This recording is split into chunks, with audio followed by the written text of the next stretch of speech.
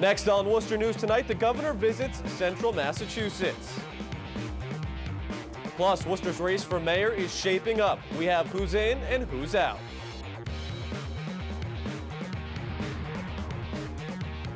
Good evening. Thanks for joining us. I'm Tim McCone. Governor Charlie Baker makes his way to Central Mass today, accompanied by Lieutenant Governor Karen Polito. The two toured the Community Harvest Project in North Grafton, which is a nonprofit dedicated to improving access to healthy foods through community engagement. The governor and lieutenant governor participated in harvesting, washing, and packaging vegetables while also meeting with staff on the farm. 11,000 volunteers out here, and literally 700,000 pounds of food distributed all over the Commonwealth. And the fact that they're doing the kind of work that has encouraged other people to donate land so that they can expand their footprint, it's a great story. In addition to the farm in North Grafton, Community Harvest Project also has a new orchard in Harvard, Mass. Well, a surprise today in the at-large race for City Council. Seven-term councilor Phil Palmieri has dropped out of the race. Palmieri has served as the District 2 councilor throughout his tenure. He was running for an at-large seat this year. No official decision has been reached on what to do about the at-large ballot. Palmieri was one of 12 candidates. Now, instead of just 11 candidates on the ballot, it's likely at this point that Linda Parham, who finished 13th in the primary, will be added. If she decides not to run, the spot will go to the 14th place finisher. The candidate will then get an undetermined amount of time to decide if they wish to run for mayor. Nothing official has been decided as of tonight. Well, today was the deadline for some city council candidates to decide if they also want to run for mayor in Worcester. Two are already challenging incumbent Mayor Joseph Petty. Our Olivia Lemon has the details now on how the mayor's race is shaping up. I think the mayor's race will be able to focus on issues, not to the extent I wanted, but still those issues will be there. City Councilor Constantina Lukes will not be running for mayor in Worcester's November general election. Political analyst Guy Glodis says the decision benefits Councilor Michael Gaffney, who was running against incumbent Mayor Joseph Petty. If Connie Lukes had ran, it would have really split the anti-vote and probably just about assured a Joe Petty re-election victory. Glodis says it isn't all good news for Gaffney, though, since Mayor Petty finished 3 spots above him in the primary election. Mr. Gaffney hasn't really brought a lot of excitement to the race, so unless something really changes in the next month or two, I think Mike Gaffney has a lot of work to do to beat the incumbent. At-large candidates Matt Wally and Tina Zloty both say they will not be running for mayor. They say they can serve better in at-large positions. Work on neighborhoods. Worcester's a beautiful place because they have so many different neighborhoods with so many unique characteristics, and I think it's a time to focus on the neighborhoods. How can we make sure neighborhoods are safe? How can we make sure streets have trees? I think I really would like to address economic development and how to continue to grow our tax base, bring more businesses into the city, making it an easier path for them. Councilor Lukes also says she too will be more valuable on the council than in the mayor's seat. She says she's able to provide the public with solutions to issues like public safety. I think the issues are very clear. Do we want to support the status quo, pretend Worcester doesn't have any problems, or deal head-on with the problems we have and try to solve them, no matter how unpleasant those issues are? Glodis says those who are challenging Mayor Petty have a lot of campaigning work to do over the next few months. Can be done, has been done, but whether or not he's willing to put that work and whether or not the electorate gets that excited about this election is really the big question. Olivia Lemon, Worcester News Tonight. A large figure in the Central Mass business community announces he's stepping away from his post. Fred Eppinger announced he's stepping down as president and chief executive of the Hanover Insurance Group. Eppinger has been CEO at the company since 2003. He's a 1981 graduate of the College of the Holy Cross. Eppinger will leave his post in June of 2016. Well, the Worcester Boys and Girls Club was the site of some after-school excitement today. Pride Productions collaborated with the Boys and Girls Club and the Worcester Youth Center to hold a back-to-school Increase the Peace pep rally titled Unity in the Community. That's a mouthful. The event was held to promote unity, encourage peace, and strengthen relationships in neighborhoods. There's positive things going on in the community, and we want to have them inspire or aspire to become something positive. Among those in attendance for the pep rally was District Attorney Joseph Early. Well, the Worcester Police Department is getting ready to begin a new program this week that they say will help to deter and solve crime quickly. Our Kayla Mamalak has the details. A meeting with Worcester Police Department and local small business owners introduced a new program called the Worcester PD Camera Collaborative.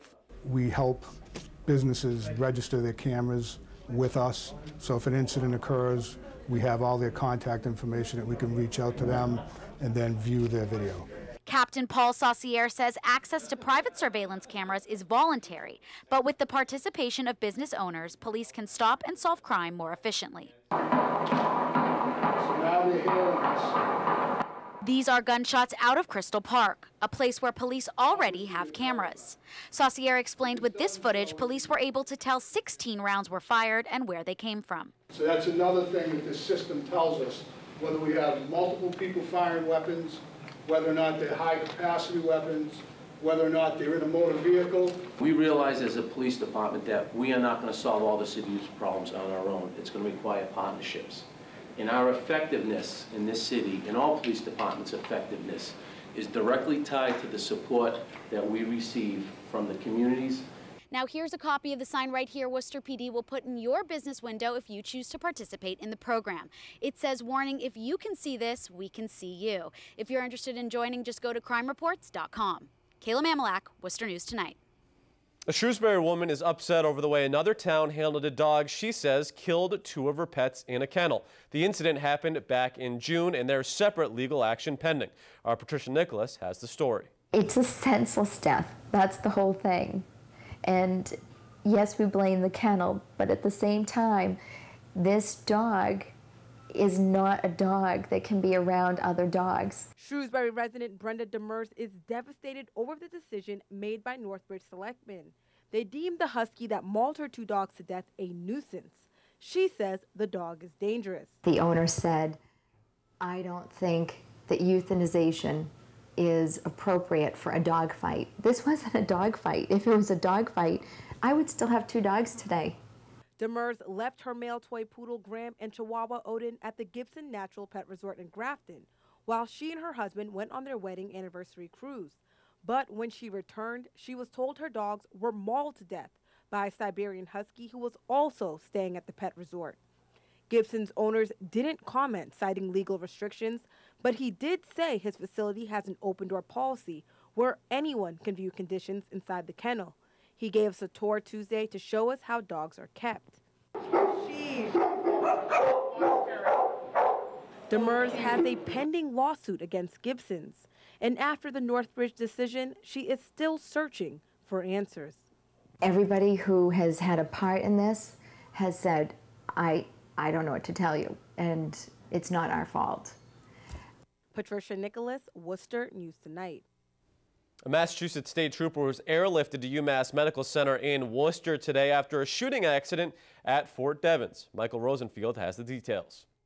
A state police cruiser towed away from the Massachusetts State Police facility in Air Tuesday afternoon. This after a sergeant accidentally shot himself in the leg with his department-issued shotgun. Investigators say the incident, which happened Tuesday morning, took place at the Emergency Vehicle Operations Center.